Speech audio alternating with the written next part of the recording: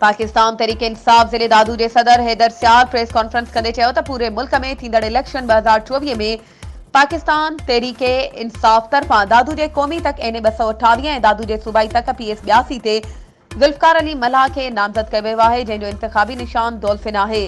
जॾहिं त N 228 PS 82 ते आज़ाद उम्मीदवार तौर बीठल आफ्ताब जमाली ऐं खलील कुरैशी तहरीक इंसाफ जो झंडो ऐं तहरीक इंसाफ जे क़ाइद जी तस्वीर इस्तेमाल कंदे माण्हुनि खे गुमराह कनि पिया ऐं पार्टी पॉलिसी समेत इलेक्शन कमीशन जे कानून जी ख़िलाफ़ वर्ज़ी करे रहिया आहिनि। असां उन्हनि माण्हुनि जी कयल हरकतुनि जी सख़्त लफ़्ज़नि में मज़म्मत करियूं था ऐं दादू DRO ऐं DMO खे अहिड़नि उम्मीदवारनि ख़िलाफ़ कार्रवाई जो मुतालबो करियूं था जेको कोड ऑफ कंडक्ट पिण आहे। उन मौक़े ते आफ्ताब अहमद, महताब गोपांग, ज़हीर चांडियो, अली अहमद, व्यास चांडियो ऐं ॿिया मौजूद हुआ।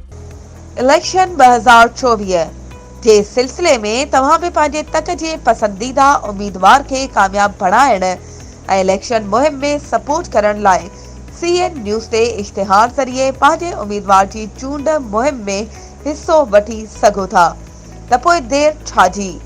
हाणे असां सां राब्तो करियो ऐं पंहिंजे इश्तिहार CN न्यूज़ नेटवर्क ते बुक करायो।